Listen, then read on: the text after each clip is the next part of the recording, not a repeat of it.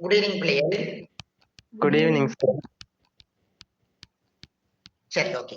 என்னன்னு சொல்லிட்டோம்னா நம்ம தொடர்ச்சியா இந்த 6வது முதல் பேப்பர் பார்த்து கொண்டு வாரம் நம்ம கொஞ்சம் வேகமா தான் போறோம். ஏன்னு சொல்லி சொன்னங்களுக்கு 7வது முதல் பேப்பரும் இருக்குது, 8, 9வது முதல் பேப்பர்கள் எல்லாம் கிடக்குதுங்களுக்கு. அப்ப நம்ம குயிக்காதான் பார்க்க வேண்டி இருக்கு. சரிதானே? ஓகே. நான் உங்களுக்கு சொல்லியிருக்கிறேன், இந்த வருஷம் உங்களுக்கு எக்ஸாம் எழுத போறவங்களுக்கு நிச்சயமாக படத்தோட சேர்த்து நவீன படவரை நிலையில் பெறும். தனிய நவீன படவரை நிலையில படிச்சுட்டு போனீங்கன்னா பேப்பரை பார்த்து முடிச்சுட்டு நிற்க வேண்டிய தேவைப்பாடுகள் உங்களுக்கு கட்டாயம் பெறும். அது எந்த மாற்றங்களும் இல்லை. சரிதானே? படிக்கும் போது படத்தையும் நவீன படவரை நிலைகளை சேர்த்து படிங்க. உங்களுக்கு எப்படி கேள்வி வரும், என்ன மாதிரி எடுப்பாங்க, என்ன எப்படி நாங்க அந்த கேள்விக்கு இதுக்கு முன்னுக்கு எப்படி எடுத்திருக்கிறாங்க, அந்த விஷயங்களை எல்லாம் நாங்கள் 27ஆம் தேதி நடக்க போற எங்களோட செய்முறை புவியியலினுடைய 1வது செமினார்கள் நாங்க அதை பத்தி கூட கதைப்போம். சரிதானே? எங்களுக்கு ஒரு நாள் உங்களுக்கு தந்திருக்கிறோம் தானே, செய்முறை புவியியலுக்கு ஒரு நாள், பௌதிக புவியியலுக்கு ஒரு நாள், மானிட புவியியலுக்கு ஒரு நாள் நடக்கும். முக்கியமா நான் சொல்றேன், படிப்பா கவனிங்க. வரும்போது உங்களுக்கு தொழுகிறதுக்கு எல்லாம் டைம் தருவேன். நான் அதுக்கு பார்த்து உங்களுக்கு தொழுகிறதுக்கு டைம் தருவேன். அடுத்தது தயவு செய்து அந்த செமினாருக்கு வந்துட்டு பாய முடிச்சு பேசாம இருக்காம கொஞ்சம் கதைங்க. சரிதானே? ஏன்னா உங்களுக்கு அது கடைசி சந்தர்ப்பம். உங்களுக்கு ஏதாவது சந்தேகம் இருந்தால் அல்லது பேப்பர்கள் முறைகள் உள்ள ஏதாவது சந்தேகம் இருந்தால் கதையுங்க. கதைக்காம பேசாம இருந்தீங்கன்னா மாட்டப்படுவீங்க நீங்க தான். சரிதானே? நேரத்துக்கு உங்களுக்கு சொல்லி வைக்கிறேன். அடுத்தது வரும்போது கிராஃப் தாளும் வாங்கி வச்சு கொடுங்க. ஒரு 10 அல்லது ஒரு 5 கிராஃப் தாள், 10 வாங்கி வைங்களேன். ஒரு 10 கிராஃப் தாள் வாங்கி வைங்க. சரிதானே? அப்ப நான் சொல்ல போது உங்களால என்ன செய்யலாம், சரியான முறைகள்ல வந்து உங்களால வரைஞ்சு கொள்ளக்கூடியதாக இருக்கும். சரி, நீங்க அந்த கிராஃப் தாள்ல வரைஞ்சதுக்கு பிறகு நான் உங்களுக்கு ஒரு லிங்க் கொண்டு தருவேன். நான் அப்படிதான் செய்யறதுக்கு இருக்கிறேன். உங்களுக்கு ஒரு லிங்க் கொண்டு தருவேன். அந்த லிங்க்ல நீங்க என்ன செய்யணும்னா கிராஃப் தாளை டக்குன்னு வரைஞ்சு பிறகு நீங்க அதுல டக்குன்னு எல்லாரும் அப்லோட் பண்ணி கூட போகணும். நான் உங்களுக்கு லிங்க் கொண்டு தருவேன். அந்த கிராஃப் தாளை நான் இருக்கா எல்லாரும் உங்களோட பேர்களை போட்டு அந்த கிராஃப் தாளுக்கு மேல பேரை போட்டு நீங்க அதுல ஒருக்கா அப்லோட் பண்ணி கூட வேணும். அதுக்கு பிறகு நான் உங்களுக்கு என்ன செய்வேன்னு கேட்டீங்கன்னா, உங்களுக்கு எல்லாம் முடிஞ்சதுக்கு பிறகு 3 நாள் செமினார்கள் எல்லாம் முடிஞ்சதுக்கு பிறகு நான் உங்களுக்கு ஒரு மாடல் பேப்பர் உண்டு அனுப்புவேன். அதாவது இதுக்கு இப்ப செய்ய போற 9 மாடல் பேப்பர் இல்ல, அது தனியான ஒரு மாடல் பேப்பர் உண்டு. அந்த மாடல் பேப்பர் நான் உங்களுக்கு அனுப்புவேன். நீங்க என்ன செய்ய வேணும் என்று கேட்டீங்கன்னா, அதாவது உங்களுக்கு எப்ப அனுப்புவேன் என்று கேட்டீங்கன்னா, 8ஆம் மாதம் 5ஆம் தேதி தான் உங்களுக்கு அந்த மாடல் பேப்பர் நான் உங்களுக்கு அனுப்பி வைப்பேன். நீங்க ஒரு நாள், அதாவது 8ஆம் மாதம் 5ஆம் தேதி 6ஆம் தேதி அந்த 2 நாளும் நீங்க 3 மணித்தியாலத்தை நீங்க கொஞ்சம் டைம் ஒன்று எடுத்து நீங்க என்ன செய்ய வேணும் என்றால் அந்த பேப்பரை நீங்க செய்து அனுப்பி கொள்ள வேணும். அப்படி இல்லை என்று சொல்லி சொன்னால் பெரும்பாலும் நான் உங்களுக்கு அதை 1ஆம் தேதி அனுப்பக்கூடிய ஏற்பாடுகள் நான் கூட செய்யறேன். என்பது கொஞ்சம் இந்த பேப்பர் கொஞ்சம் வித்தியாசமா இருக்கும். அப்ப அதுக்குதான் கொஞ்சம் 5ஆம் தேதி போனதுக்குரிய காரணமும். அப்படி இல்லை உங்களுக்கு 1ஆம் தேதி அனுப்பணும்னா சகல எல்லாரும் அந்த பேப்பர் உங்களுக்கு நான் ஒரு 5 நாள் உங்களுக்கு கெப் கொண்டு தருவேன். சரிதானே? 5 நாள் அல்லது ஒரு 6 நாள் ஒரு கெப் கொண்டு தருவேன். நீங்க எல்லாரும் இந்த கொப்பியை பார்த்து எழுதியோ அல்லது அது பிரயோசனம் இல்லை. உங்களை நீங்களே ஏமாத்துறீங்கன்னு அர்த்தம். யூனிக்கா நான் எனக்கு ஒரு எக்ஸாம் கோட்ல இருந்து எப்படி எக்ஸாம் எழுதுவேன் என்ற ஒரு மனநிலையோட நீங்க அந்த பேப்பர் உங்களுக்கு தெரியலாட்டி விடுங்க. உங்களுக்கு அந்த கேள்வி தெரியலாட்டி நீங்க கொப்பி எல்லாம் தட்டி பார்க்காதீங்க. தெரியலாட்டி விட்டுருங்க. இதை நம்ம பெருமைக்கு படிக்கக்கூடிய விஷயம் இல்லையே. அதனால உங்களுக்கு தெரியலாட்டி விடுங்க. நீங்க உங்களோட அறிவை பயன்படுத்தி ஒரு டைம் ஒன்றை வச்சு 3 மணித்தியாலத்துக்குள்ள அதுல சரியான நீங்க உங்களை யுனிக்கா வச்சு எழுத வேணும். 3 மணித்தியாலத்தை டைம் ஒன்றை வச்சு நீங்க எல்லாருமே அந்த பேப்பர்களை சரியான முறையில எழுதி எனக்கு நான் உங்களுக்கு ஒரு லிங்க் கொண்டு தருவேன். அந்த லிங்க்ல நீங்க முழு பேருமே பிடிஎஃப் ஆக உங்களோட பேரோட நீங்க அப்லோட் பண்ணுவீங்க. நான் இலக்கட்டிலிருந்து எல்லார பேப்பரையும் திருத்துறதுக்கு இருக்கிறேன். சரிதானே? நான் எல்லாரையும் திருத்துவேன்.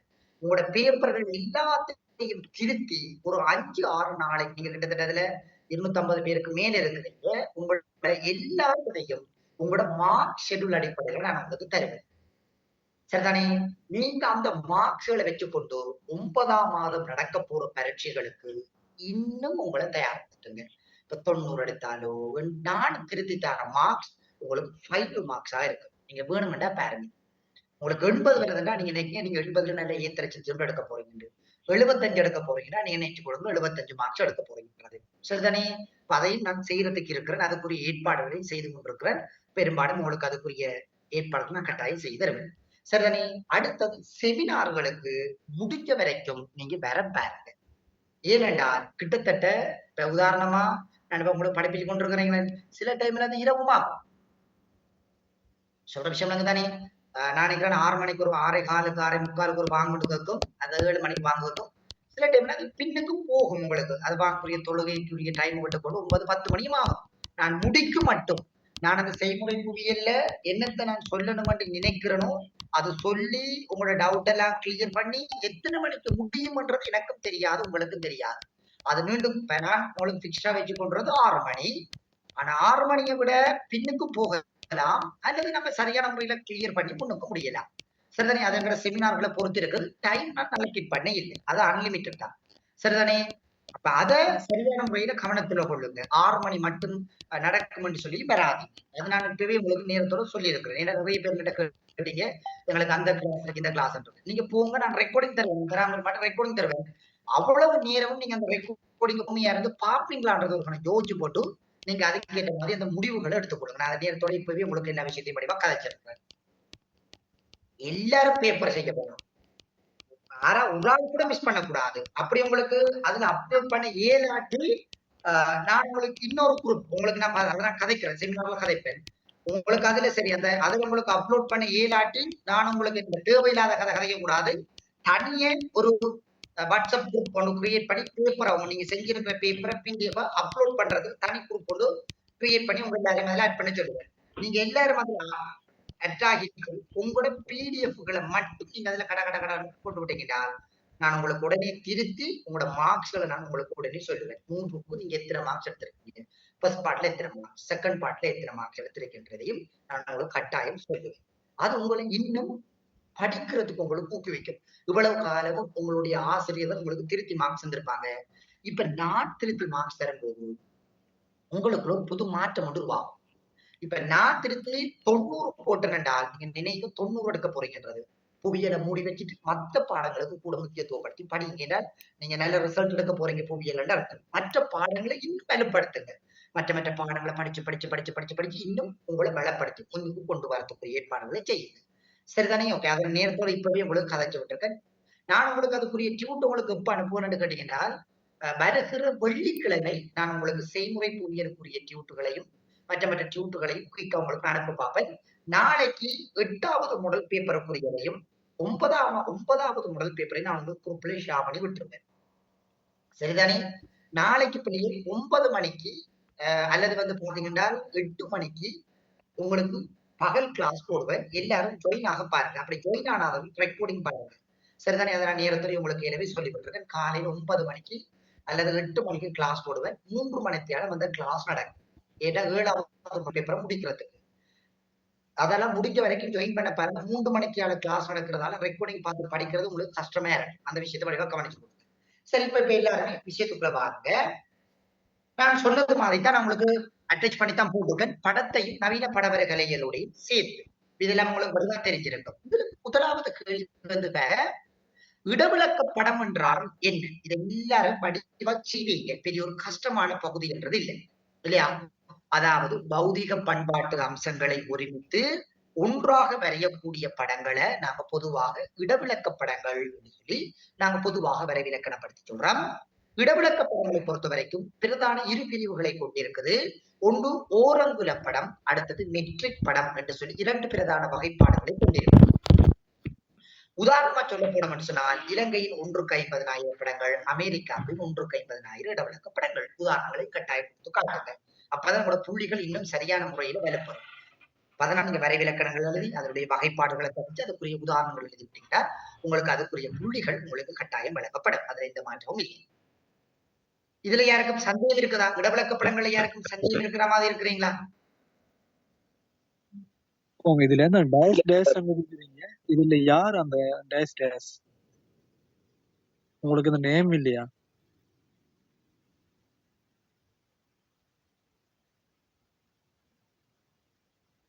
அந்த டேஷ் டேஷ் உங்களோட மைக்க கொஞ்சம் அன்மியூட் பண்ணுங்க.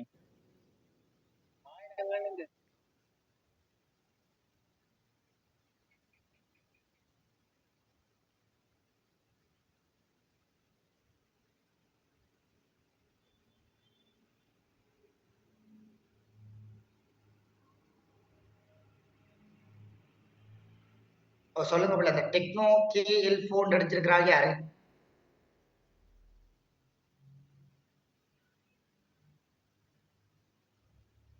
சார் இந்த பாருங்க சார், இப்ப சொன்ன உடனே அந்த பிள்ளை அந்த முடியணும் ஆரம்பிக்கல, உடனே லெஃப்ட் ஆயிடுச்சு. இப்ப இதுல ஒரு பேரு அவங்க உரிய, அதாவது இவங்க மாணவர்கள் தானே. இப்ப மாணவர்கள் இருக்க போல நீங்க பேரு நேமோட அட் ஆகுறதுல இதுல என்ன இது இருக்குது? இப்ப ஏன் நீங்க எப்படி எல்லாம் செய்யறீங்க? உங்களோட பேரை போடுறதுல இதுல என்ன இருக்குது? சொன்ன உடனே நீங்க லெஃப்ட் ஆயிட்டு போயிருங்க. அப்ப அப்படின்னு பாக்குற டைமுக்கு அவர் வந்து ஒரு மாணவனா இதுல இருக்க முடியாது. வேற ஒரு நோக்கத்துக்கு தேவைக்காண்டி அட் ஆகுற அவரை தான் நாங்க கருதுகொள்ளலாம். சரி, ஓகே. அப்ப இடவிலக்க படம்ன்றது பௌதிக பண்பாட்டு அம்சங்களை ஒருமித்து ஒன்றாக வரையக்கூடிய படங்களாக இருக்கும். இடவிலக்க படங்கள் ஓரங்குல படம், மெட்ரிக் படம் என 2 வகையாக பாகுபடுத்தப்படுகிறது.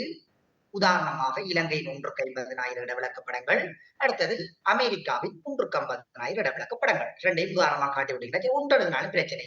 2 தான் எழுதணும், 3 தான் எழுதணும்ன்றது இல்லை. ஏதாவது ஒரு உதாரணம் எழுதி காட்டினாலும் போதும். 2வது கேள்வி பாருங்க பிள்ளைகள். பின்வரும் தலைப்புகளை சுருக்கமாக விளக்குக. முதலாவது அளவு திட்டம், அடுத்தது அமைவிடம், அடுத்தது திசை. நான் உங்களுக்கு அடிக்கடி சொல்ற விஷயம் என்னன்னு கேட்டீங்கன்னா, எந்த ஒரு சுருக்க குறிப்பும் எழுதுற சந்தர்ப்பங்கள்ல என்றால் என்ன என்றதை கதைச்சு போட்டு அதனுடைய வகைப்பாடுகளை கதைச்சுதான் நீங்க விளக்கம் கொடுக்க வேணும். சும்மா கதைக்க கூடாது. சரிதானே? இப்ப பாருங்க, முதலாவது அளவு திட்டம். அதாவது படப்பகுதிக்கும் உண்மையான பிரதேசத்திற்கும் இடையிலான தொடர்புகளை பற்றி கதைக்கிறது தான் நாங்க அளவு திட்டங்கள் என்று சொல்லி சொல்லுவோம். உண்மையான பிரதேசத்திற்கும் படப்பகுதிக்கும் இடையிலான விகிதாசாரம், அதாவது ரெண்டுக்கும் இடையிலான தொடர்புகள், இடைத்தொடர்புகளை பற்றி கதைக்கக்கூடியதுகளை நாங்க அளவு திட்டங்கள் என்று சொல்லி சொல்லுவோம். அளவு திட்டங்களை பொறுத்த வரைக்கும் 150,000 இடவிலக்கப்படங்கள் 2 விதமான அளவு திட்டங்கள் இருக்குது. ஒன்று நேர்கோட்டு அளவு திட்டங்கள், அடுத்தது விகிதாசார அளவு திட்டங்கள் என்று சொல்லி சொல்லுவோம். சரிதானே? பொதுவாக இந்த அளவு திட்டங்கள் ஏன் பயன்படுத்தப்படுது என்று கேட்டீங்கன்னா, ஒரு படங்களை துல்லியமான முறைகளை அமைத்துக் கொள்வதற்கும் படங்கள்ல பிழைகள் இல்லாத வகையில அமையறதுக்கும் நாங்க இந்த அளவு திட்டங்களை சரியான முறைகளை பயன்படுத்திக் கொள்றோம். பொதுவாக தற்காலத்துல மெட்ரிக் கொண்டு அமைக்கப்படுகின்ற அளவு திட்டங்கள் இன்றைக்கு அதிகமாக இருக்குது. இப்ப உதாரணமா சொல்ல போனோம்னால் சென்டிமீட்டர், மில்லிமீட்டர், கிலோமீட்டர் போன்ற பல்வேறு விதமான மெட்ரிக் அளவீடுகளின் அடிப்படையில அளவு திட்டங்களை கொண்டு வந்து படங்கள் தயாரிக்கப்படக்கூடியதாக எங்களுக்கு காணப்படுகிறது என்ற விஷயத்தை பத்தி கதைக்கும். 2வது விஷயத்தை பாருங்க, அமைவிடங்கள். பொதுவாக அமைவிடம் என்றா என்னன்னு கேட்டீங்கன்னா, ஒரு பிரதேசத்தினை ஆள்கூறுகளின் அடிப்படையில துல்லியமாக அளவிடக்கூடிய தன்மைகளை நாங்க பொதுவாக அமைவிடம் என்று சொல்லி சொல்லுவோம். அமைவிடங்களை பொறுத்த வரைக்கும் 2 விதமாக இருக்குது. ஒன்று தனி அமைவிடம், அடுத்தது சார்பு அமைவிடம். தனி அமைவிடம் என்றது அகலக்கோடுகளின் அடிப்படையில, அகல நெடுங்கோடுகளின் அடிப்படையில அல்லது ஆழ்கூறுகளின் அடிப்படையில் ஒரு பிரதேசத்தினை நாங்க அளவிடக்கூடியதாக இருந்தால் அது எங்களுக்கு தனி அமைவிடங்கள் என்று சொல்லியும், அதே இடத்துல வந்து பாத்தீங்கன்னு சொன்னால் ஒரு படப்பகுதியினை சார்ந்து அல்லது ஒரு அம்சங்களை சார்ந்து கதைக்கக்கூடிய அமைவிடமாக இருந்தால் அதை நாங்க சார்பு அமைவிடம் என்று சொல்லியும் நாங்க வரைவிலக்கணப்படுத்தி சொல்றோம். அடுத்தது திசை. பொதுவாக இடவிலக்க படங்களை வாசிப்பதற்கு பயன்படுத்தக்கூடிய அத்தியாவசியமான உபகரணம் திசையாக காணப்படுகிறது. திசையை பொறுத்த வரைக்கும் பிள்ளைகள் பொதுவாக எங்களுக்கு 3 விதமான திசைகள் எங்களுக்கு காணப்படும். உண்மை வடக்கு, காந்த வடக்கு, அழியடைப்பு வடக்கு என்று 3 விதமான வடக்குகள் எங்களுக்கு இங்க காணப்படுகிறது. பொதுவாக படப்பகுதிகள் எங்களுக்கு அழியடைப்பு வடக்குகள் முழு அம்புக்குறியின் அடிப்படையில் எங்களுக்கு எடுத்து காட்டப்படும். அதன் இடத்துல வந்து பாத்தீங்கன்னா உண்மை வடக்கு வட துருவத்தினை எடுத்து காட்டுவதற்காக நட்சத்திர அடையாளம் கொண்டு எடுத்து காட்டப்படும். அரைவாசி அம்புக்குறியுடன் வந்து காந்த வடக்குகள் எங்களுக்கு எடுத்து காட்டப்படும். இது காந்த புலத்தினை எடுத்து காட்டுவதான வடக்காக இந்த காந்த வடக்குகள் எங்களுக்கு அடையாளப்படுத்தப்பட்டிருக்கும் என்ற விஷயத்தை 3ஐயும் அழகான முறையில விளக்கி சொன்னீங்கன்னா உங்களுக்கு 6 புள்ளிகள் உங்களுக்கு வழங்கப்படும். இதுல யாருக்கும் சந்தேகம் இருக்கிறார்கள் இருக்கிறீங்களா? அமைவிடத்துக்கும் திசைக்கும் சார். அமைவிடங்கள் என்றது ஒரு பிரதேசத்தினை தனித்துவமாக அடையாளம் காண்பதற்காக பயன்படுத்தப்படுவது அமைவிடம் என அழைக்கப்படுகிறது. அமைவிடங்கள் 2 வகைப்படும். ஒன்று தனி அமைவிடம், சார்பு அமைவிடம். தனி அமைவிடம் என்றது அகல நெடுங்கோடுகள் அடிப்படையில், அதாவது ஆழ்கூறுகள் அடிப்படையில் கதைக்கக்கூடியதாக இருந்தால் அதை நாங்க தனி அமைவிடம் என்று சொல்லுவோம். சார்பு அமைவிடம் என்றது ஒரு படப்பகுதியினை ஒப்பிட்டு காட்டுதல் அல்லது ஒரு படப்பகுதியில் இருக்கக்கூடிய அம்சங்களை சார்ந்து கதைக்கக்கூடியதாக இருந்தால் அதை நாங்க சார்பு அமைவிடங்கள் என்று சொல்லி சொல்லுவோம். சரிதானே?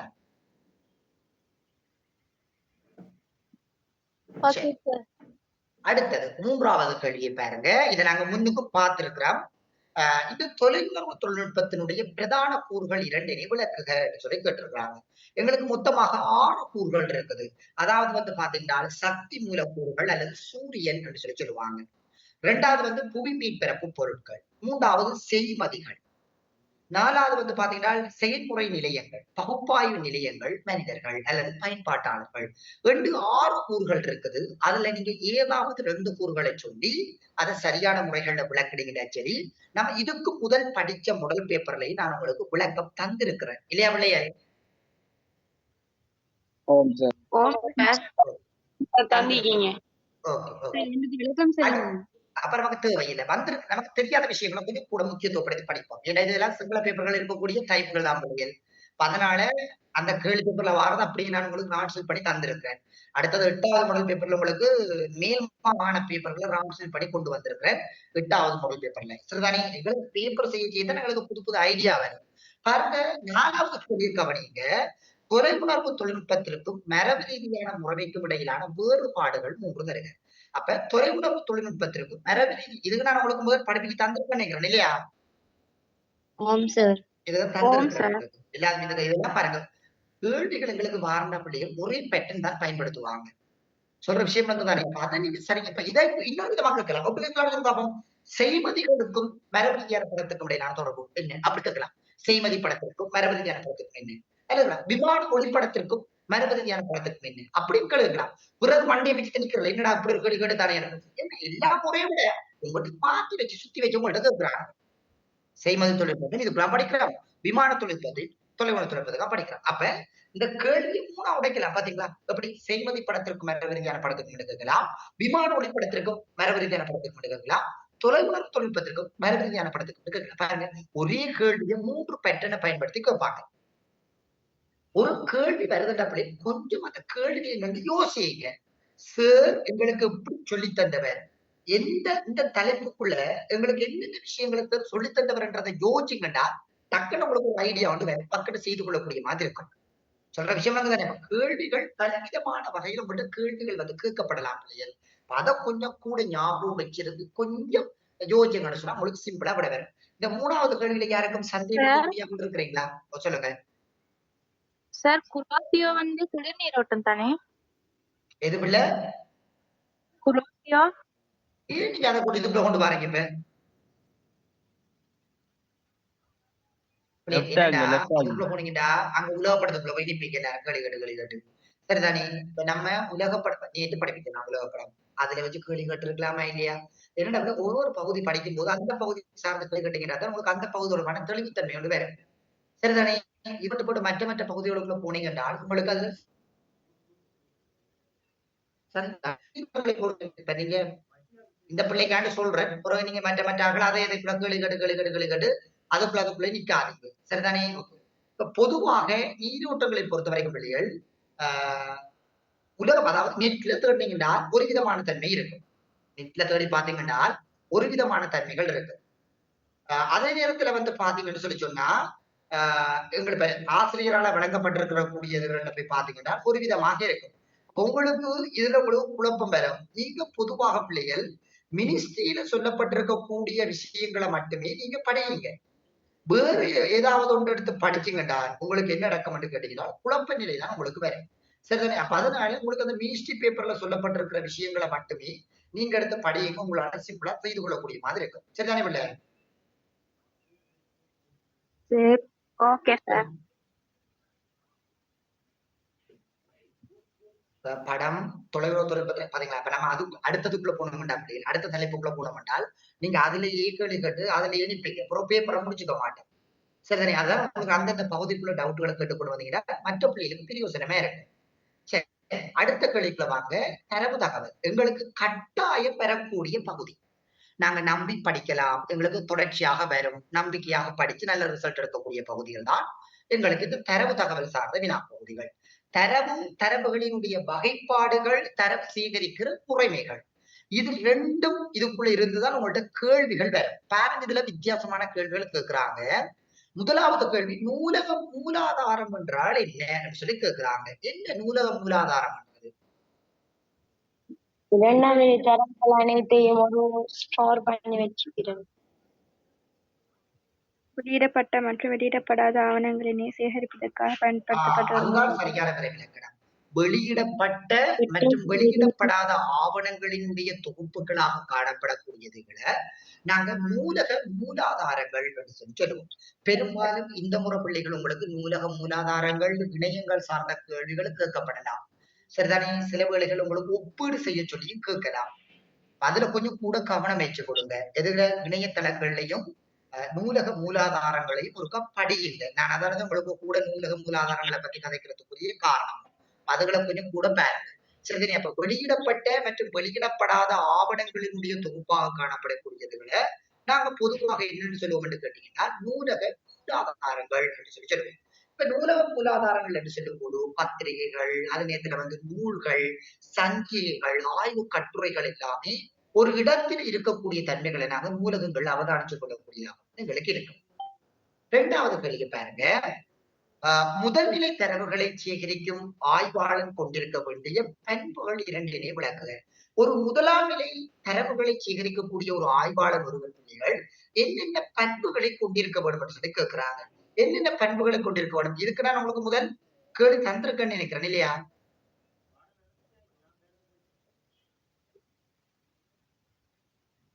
இதுக்கு நாங்க முதல் பார்த்திருக்கோமா பிள்ளையே?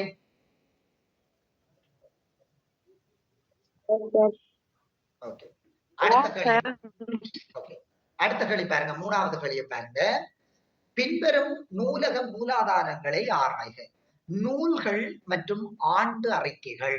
சரிதானே? இது நூலக மூலாதாரங்கள்ல இருக்கக்கூடிய முக்கியமான பகுதிகளாக நாங்க சொல்லுவோம்.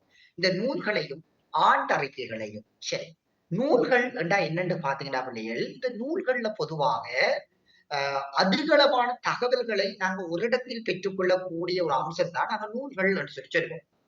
எங்களுக்கு பரந்து பெற்ற தரவுகளை எங்களுக்கு கிடைக்கக்கூடிய ஒரு தன்மைகளை நாங்க நூல்கள்ல இருந்து பெற்றுக்கொள்ளக்கூடியதாக இருக்கும். அப்ப ஆய்வாளர் ஒருவனுக்கு பாத்தீங்கன்னா பிள்ளைகள் ஆய்வாளர் ஒருவனுக்கு தரவுகளை சிக்கனமான முறைகள்ல பெற்றுக்கொள்ளக்கூடியதாகவும் தரவுகளை ஒரு சிக்கனமான முறைகளை பெற்றுக்கொள்ளக்கூடியதாகவும் பல்வேறு விதமான ஆராய்ச்சியாளர்கள் அல்லது பல்வேறு விதமான ஆசிரியர்களிடமிருந்து தரவுகளை பெற்றுக்கொள்ளக்கூடிய ஒரு தன்மை எங்களுக்கு நூல்கள்ல எங்களுக்கு காணப்படுகிறது. ஒவ்வொரு நூல்களை பொறுத்த வரைக்கும் ஒரு விசேட தன்மை காணப்படும். அப்ப ஆய்வாளர் ஒருவன் ஒவ்வொரு நூல்களையும் படிக்கிற சந்தர்ப்பங்கள்ல புது புது அறிவுகளை பெற்றுக்கொண்டு தன்னுடைய ஆய்வுகளை மேற்கொள்ளக்கூடிய சந்தர்ப்பங்களை எங்களுக்கு நூல்கள் ஏற்படுத்தி தரக்கூடியதாக எங்களுக்கு காணப்படும். நூல்கள் இற்றைப்படுத்தப்படாததனால் ஆய்வாளனுக்கு அவை சார்ந்து பல பாதிப்புகள் உருவாக்கப்படலாம்.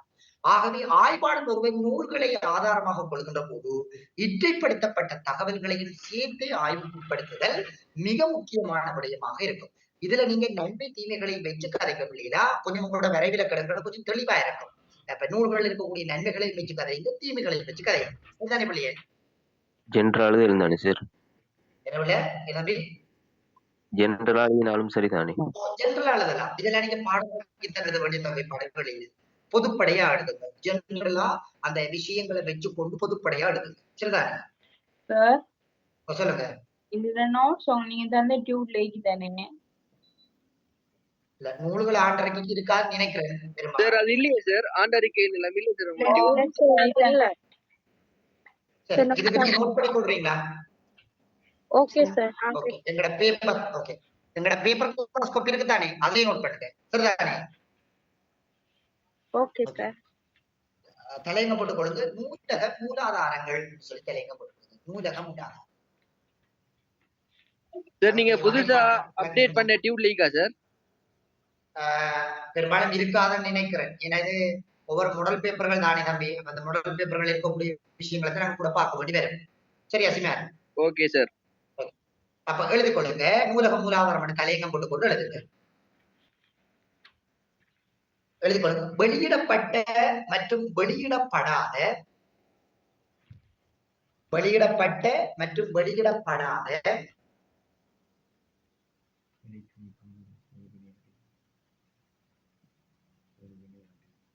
ஆவணங்களை உள்ளடக்கிய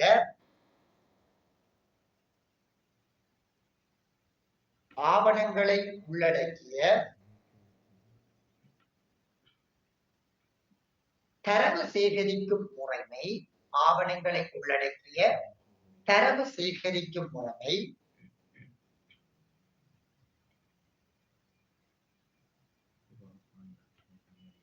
நூலக மூலாதாரம் எனப்படுகிறது.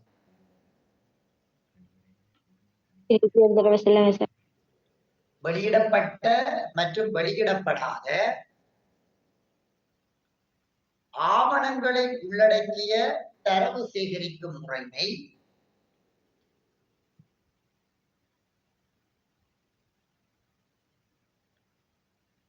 நூலக மூலாதாரம் எனப்படுகிறது.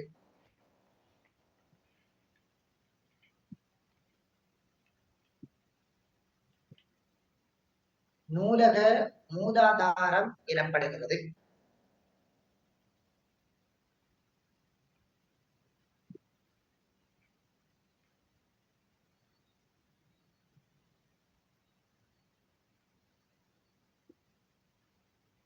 தொடர்ச்சியாளராக இத்தகைய நூலக மூலாதாரங்கள் எனும் பொழுது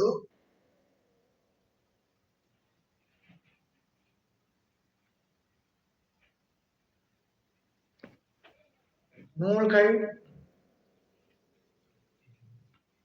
சஞ்சிகைகள்,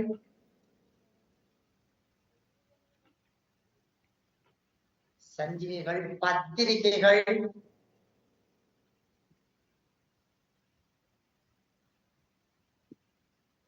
ஆண்டறிக்கைகள் என்பன உள்ளடங்குகின்றது.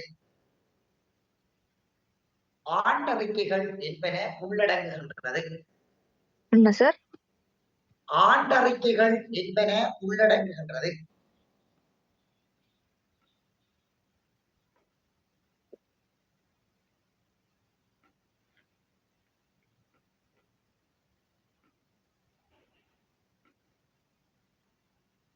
ஆண்டறிக்கைகள் என்பன உள்ளடங்குகின்றது. அதுல ஒரு குட்டிக்கை போட்டுக் கொடுங்க, நூல்கள் என்று போட்டுக் கொடுங்க.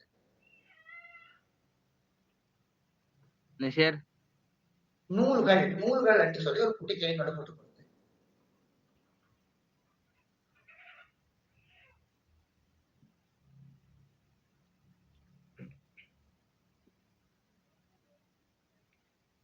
எழுதி கொடுங்க, நூல்கள் என்று கொடுத்து ஆய்வாளர் ஒருவனுக்கு எழுதி கொடுங்க. ஆய்வாளர் ஒருவனுக்கு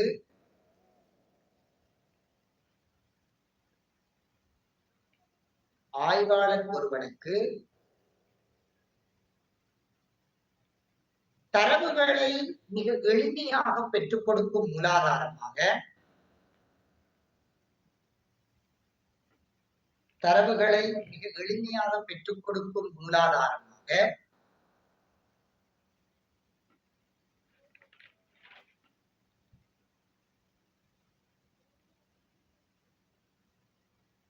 நூலக மூலாதாரம் காணப்படுகிறது.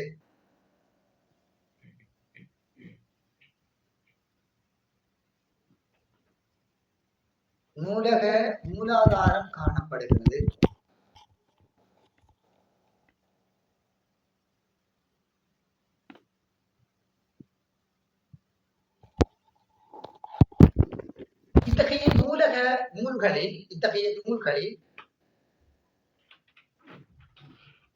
இத்தகைய நூல்களில் ஆய்வாளர் சுருக்கமாகவும் விளக்கமாகவும் தகவல்களை பெற்றுக் கொள்ள முடியும்.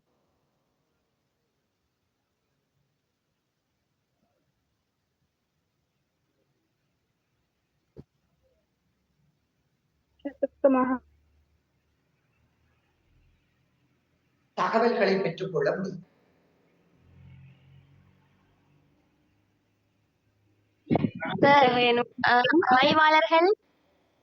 ஆய்வாளர்கள் நூல்களின் மூலம் சுருக்கமாகவும் இலகுவாகவும் தகவல்களை பெற்றுக் கொள்ள முடியும்.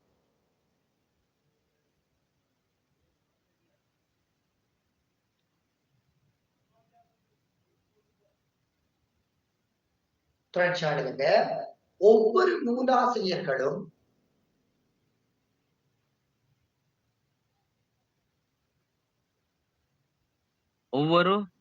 நூலாசிரியர்களும்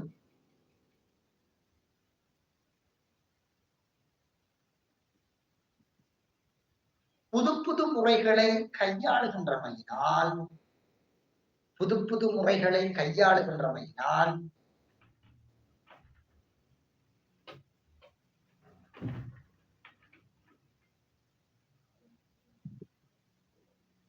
ஆய்வாளனுக்கு புதிய புதிய விடயங்கள் கிடைக்கப்பெறுகிறது. சார் புது புது நூல்களை வாசிப்பதனால் ஆய்வாளனுக்கு புதிய புதிய விடயங்கள் கிடைக்கப்பெறுகிறது.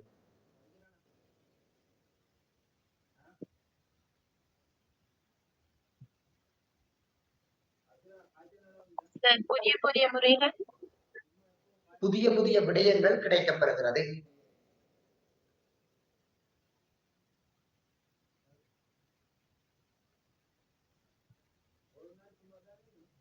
தொடர்ச்சியாளுங்க.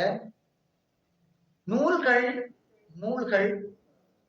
இற்றைப்படுத்தப்படாத நிலையில் காணப்படுகின்றமையினால்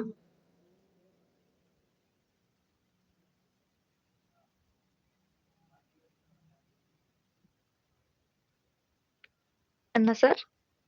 நூல்கள் சில வேளைகளில் இற்றைப்படுத்தப்படாத நிலையில் காணப்படுகின்றமையினால்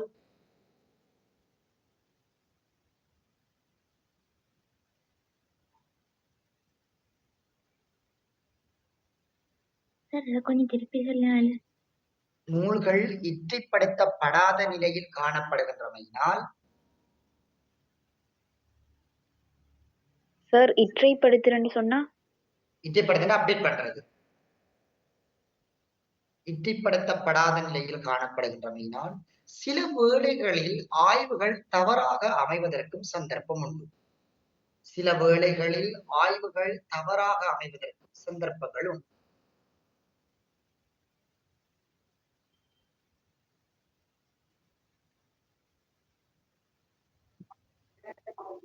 ஆய்வுகள் தவறாக அமைவதற்கும் சந்தர்ப்பங்கள் உண்டு.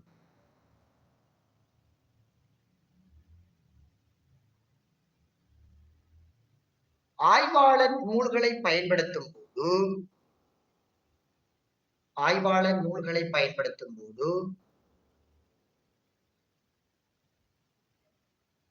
அதனை இற்றைப்படுத்தி பயன்படுத்திக் கொள்ள வேண்டும். சந்தர்ப்பங்கள் காணப்படும். ஆய்வாளர் நூல்களை பயன்படுத்தும் போது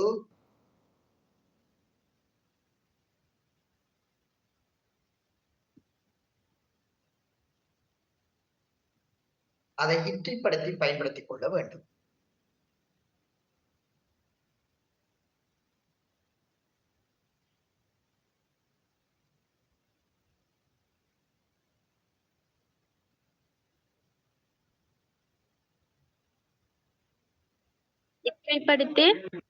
பயன்படுத்திக் கொள்ள வேண்டும். அடுத்தது போட்டுக்கொள்ளுங்க ஆண்டறிக்கைகள். என்ன சார்? ஆண்டறிக்கைகள் இரண்டாவது ஆண்டறிக்கைகள் கொடுங்க. சார் அந்த ஆய்வாளர் நூல்களை பயன்படுத்தும் போது கொஞ்சம் திரும்ப சொல்லுங்களேன். ஆய்வாளர் நூல்களை பயன்படுத்தும் போது இற்றைப்படுத்தியை பயன்படுத்திக் கொள்ள வேண்டும்.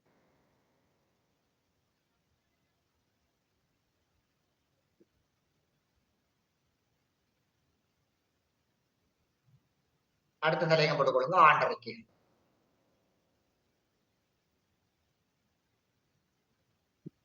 சார் அப்படின்னா ஆண்டறிக்கைகள் என்றால் ஒரு நிறுவனம் ஒன்று தங்களுடைய சொந்த தரவுகளை புள்ளி விரவியல்களாக நேரடியாக குறிப்பிட்டு வெளியிடுறதுல தான் நாங்கள் பொதுவாக ஆண்டறிக்கைகள் சொல்லுவோம். எழுதி கொடுங்க. ஆண்டறிக்கைகள் என்பது பொதுவாக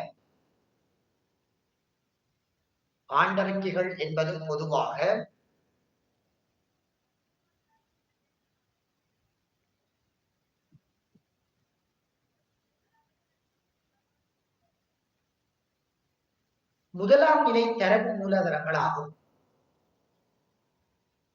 என்ன? முதலாம் நிலை தரவு மூலாதாரங்கள் ஆகும். திரும்ப சொல்லுங்க. முதலாம் நிலை தரவு மூலாதாரங்கள் ஆகும்.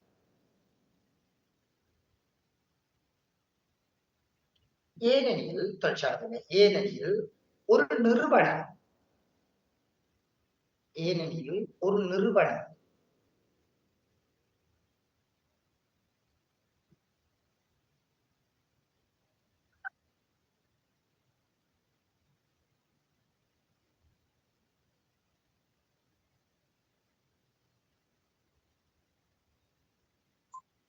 சொல்லுங்க சார்.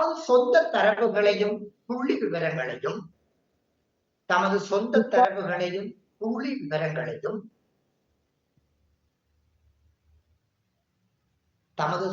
தரவுகளையும் புள்ளி விவரங்களையும்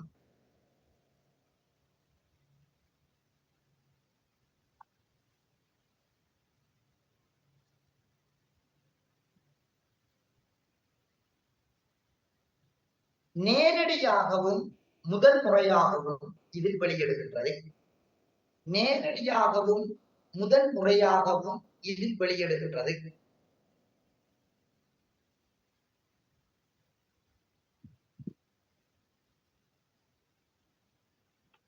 நேரடியாகவும் முதல் முறையாகவும் வெளியிடுகின்றது.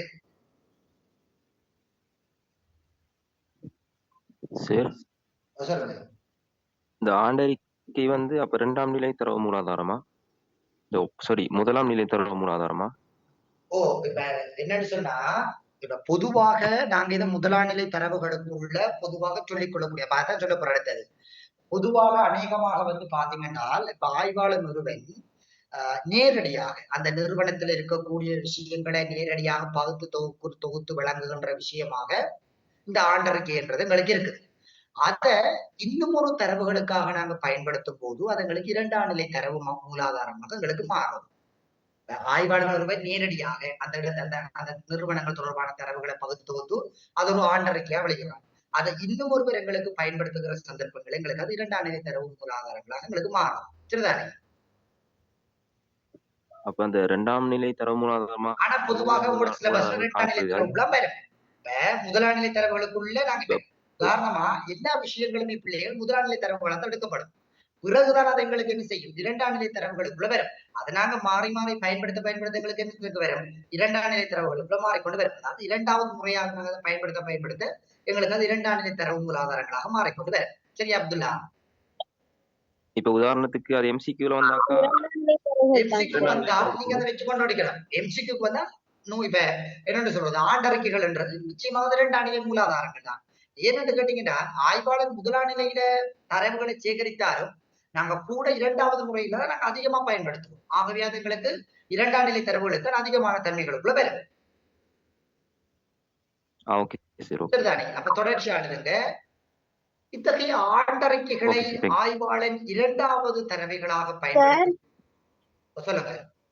புள்ளி விவரங்களையும் நேரடியாகவும் முதல் முறைகளாக இதில் வெளியிடுகின்றது.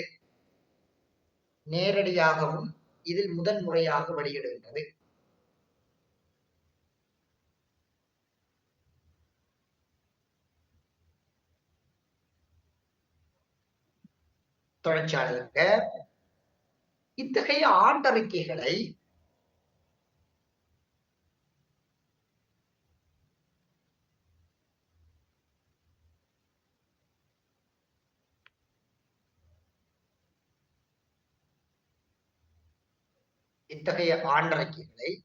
ஆய்வாளன் 2வது முறைகளாக தொடர்ச்சியாக பயன்படுத்தும் போது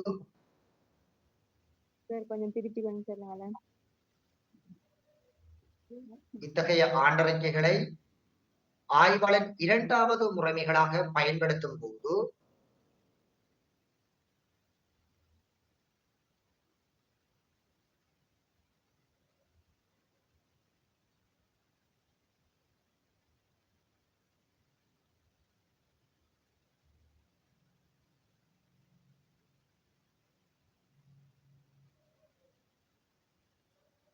இரண்டாம் நிலை தரவு மூலாதாரமாக மாறும்.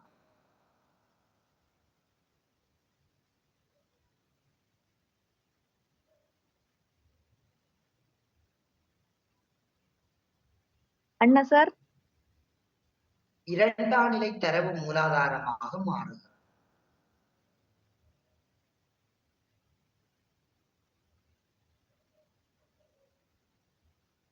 திருப்பி கொஞ்சம் சொல்லுங்களேன். இத்தகைய ஆண்டறிக்கைகளை ஆய்வாளர் இரண்டாவது தரவைகளாக பயன்படுத்தும் போது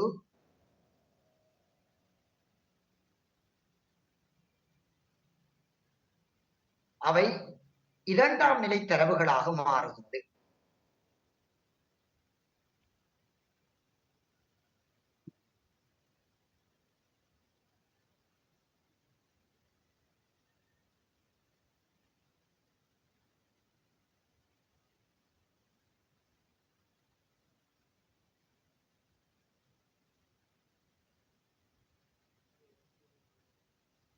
தொடர்ச்சியாக இத்தகைய ஆண்டறிக்கைகளில்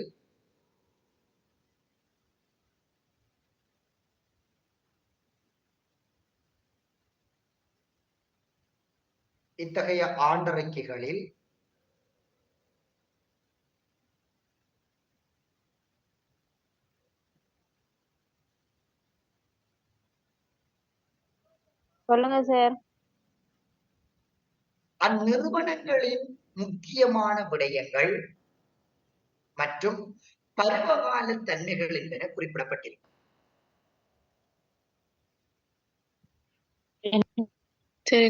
அந்நிறுவனங்களின் முக்கியமான விடயங்கள் மற்றும் பருவகால தன்மைகள் என்பன குறிப்பிடப்பட்டிருக்கும். என்ன சார்? அந்நிறுவனங்களின் முக்கியமான விடயங்கள் பருவகால தன்மைகள் என்பன குறிப்பிடப்பட்டிருக்கு. அதாவது வரி, அதே நேரத்தில் அவங்களுடைய லாபம் நட்டம் என்ன மாதிரி அமைய பெற்றிருக்குது, இந்த விடயத்தெல்லாம் அதுல ஒரு படிப்படியா குறிப்பிட்டிருப்பாங்க. சரிதானே?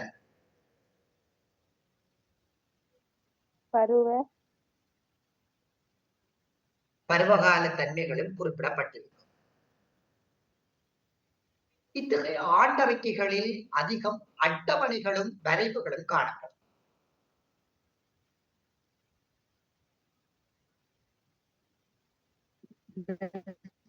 இத்தகைய ஆண்டறிக்கைகளில் அதிகம்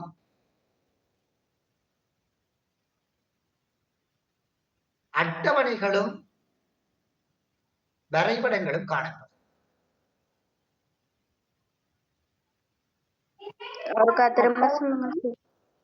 இத்தகைய ஆண்டறிக்கைகளில் வரைபடங்களும் அட்டவணைகளும் அதிக அளவில் காணப்படும்.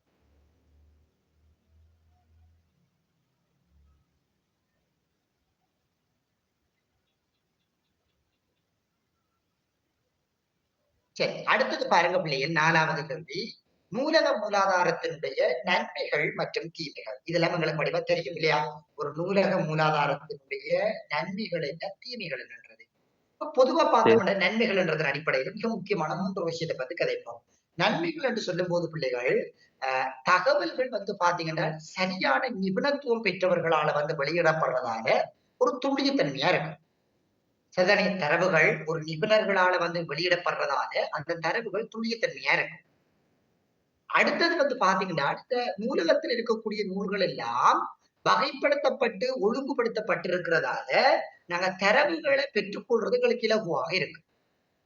அடுத்தது பாத்தீங்கன்னா ஒரு குறிப்பிட்ட ஒரு விடயத்தை நாங்க தேட வேண்டும் என்றாலோ அல்லது அறிய வேண்டும் என்றாலோ நாங்க குறைந்த நேரத்திலேயே நூலகங்களை பெற்றுக்கொள்ளக்கூடிய தன்மைகள் எங்களுக்கு காணப்படும்.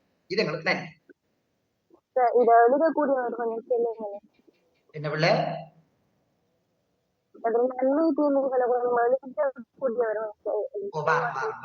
அடுத்த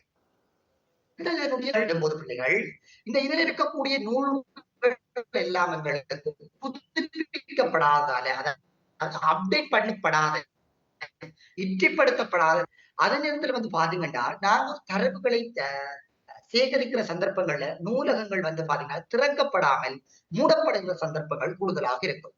சில நாங்க முக்கியமான இடங்களுக்கு போய் நாங்க நூலகங்களை தேட வேணும்னு சொன்னா அந்த நூலகங்கள் அந்த நேரத்துல பூட்டப்பட்டிருக்கிற சந்தர்ப்பங்கள் எங்களுக்கு அதிகமாக இருக்கக்கூடிய சந்தர்ப்பங்கள் எங்களுக்கு காணப்படுகிறது. அதே நேரத்துல பாத்தீங்கன்னு சொன்னா நூலகங்கள்ல நாங்க சில டைம்ல தகவல்களை தேடிக்கொண்டிருக்கும் போது நூல்கள் மாறுபட்டால் எங்களுக்கு அதுல நேர பெரிய நூல்களுக்கு ஏற்படக்கூடிய சந்தர்ப்பங்கள் அதிகமாக இருக்குது. சரி, நிறைய இருக்குது, எக்கச்சக்கமான விஷயங்கள் இருக்குது. உங்களுக்கு நீங்க பொதுவாகவும் எழுதலாம், இல்ல இப்ப நான் சொல்லி இருக்கிற 3 விடயங்களை வச்சுக்கொண்டு நீங்க என்ன செய்யலாம், அதுக்கு ஏற்றது போல அது சரியான முறைகள் விலைக்கு எழுதப்படுகிறீங்களா? சரி சரி, நூலக மூலாதாரங்கள் பிள்ளைகள் அதிகமாக எதிர்பார்க்கப்படுகிற ஒரு பகுதி. சரிதானே? இணையதளம் எல்லாமே கெடுத்தாங்க. எல்லாம் இணையதளம் கெடுத்தாங்க, நாங்க இதெல்லாம் பேப்பர்ல அதுல காட்டுற பாருங்க பேப்பர்ல. இன்னும் நூலக மூலாதாரம் மட்டும்தான் இன்னும் வர இல்லை. சரிதானே? நூலக மூலாதாரம் அல்லது இணையத்தினுடைய தீமைகள் அல்லது நன்மைகள் அல்லது நூலக மூலாதாரத்தினுடைய நன்மைகள் தீமைகள் இப்படியான கேள்விகள் எல்லாம் உங்களுக்கு வரக்கூடிய சந்தர்ப்பங்கள் கூடுதலாக இருக்குது.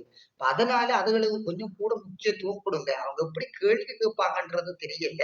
ஆனா ஏதோ ஒரு வகையில் உங்களுக்கு 1, 2 கேள்விகள் நூலக மூலாதாரத்திலிருந்து வரக்கூடிய சந்தர்ப்பங்கள் எங்களுக்கு இருக்குது. அதனால அதையும் முக்கியத்துவப்படுத்தி சரியான முறைகள்ல படிச்சு கொடுங்க. சரியா பிள்ளையா?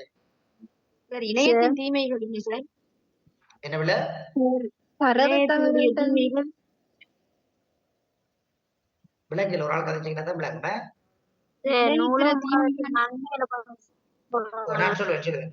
என்னன்னு சொல்லிச்சோன்னா, நாளைக்கு நான் உங்களுக்கு அந்த நூலக மூலாதாரங்கள் இருக்குதானே, அந்த நன்மைகள் ஒவ்வொன்றையும் எப்படி நாங்க விளக்கி எழுதுறது. உதாரணமா நம்பகத்தன்மை, முறையான அமைப்புகள், அதில் கொஞ்சம் நான் விளக்கத்தான். ஏன்னு கேட்டா சில வேளையில உங்களுக்கு இப்படி ஒரு கேள்வி என்ன செய்வீங்க, இப்ப நூலக மூலாதாரங்கள் யாராயும் 3ஐயும் குறிப்பிட்டு சுருக்கமாக விளக்குற அப்படி ஒரு கேள்வி இருந்தாங்கன்னா என்ன செய்வீங்க இல்லையா? அப்ப நாங்க இதுக்கு எப்படி பார்ப்போம் என்றால், இந்த நூலக மூலாதாரங்களை குறிப்பிட்டு அதுக்கு எப்படி விடையெடுக்கிறது, அது சம்பந்தப்பட்ட விஷயங்கள். நாளைக்கு 9 மணிக்கு கிளாஸ் இருக்கு தானே மார்னிங்ல, அதை சொல்லி அந்த விஷயங்களையும் ஒரு கதைப்போம். எப்படி எங்களுக்கு இருக்குது, என்ன மாதிரி எங்களுக்கு அமைய பெற்றிருக்குது, அந்த விஷயங்களையும் சொல்லி கதைப்போம். அதனால நாளைக்கு காலையில கிளாஸ்கள்ல கொஞ்சம் வெளியே ஜாயின் பண்ண பாருங்க. அதை கிட்டத்தட்ட கொஞ்சம் 3 மணி 2 மணி உங்களுக்கு கிளாஸ் எடுப்பேன். அதனால அந்த வகுப்புல ஜாயின் பண்ண பாருங்க. அடுத்தது இந்த வரைவுகள் புள்ளிவியல் செய்கிறாங்க, கொஞ்சம் பயிற்சி எடுங்க. இதுல நான் உங்களுக்கு திருப்ப போட்டிருக்கிற வரைவுகள் வச்சு கொண்டு ஒரு வரைய பழகுங்க. நாளைக்கு பிள்ளைகள் இந்த கூட்டு பார் உங்களுக்கு எப்படி வரைகிறதையும் ஒரு சொல்லித்தார். சரிதானே? கூட்டு பாரையும் இது வந்து பல்பாரத்தான கூட டீச்சர்ஸ் கையில கூட்டு பாரண்டு போட்டிருக்காங்க. கூட்டு பாரண்டு தனி ஒரு வரைவு இருக்குது. அது எப்படி வரைகிறதுன்ற முறையும் உங்களுக்கு நான் சொல்லித்தாரேன். மேல மேல அடுக்கி எப்படி வரைகிறது, கூட்டி கூட்டி அடுக்கிறது எப்படின்றதையும் நான் ஒரு பயிற்சியை சொல்லித்தாரேன். அது சும்மா நம்மள வரைஞ்சு பாருங்க, உங்களால செய்து கொள்ளக்கூடிய மாதிரி இருக்குதாங்க. சில வேளைகள்ல எங்கள்கிட்ட கேள்வியா கேட்டு விட்டாலும் என்ன செய்யலாம், நீங்க இலகுவான முறையில செய்து கொள்றதுக்கு பழைய கொள்ள வேணும். சொல்ற விஷயம் நாங்க அவளையே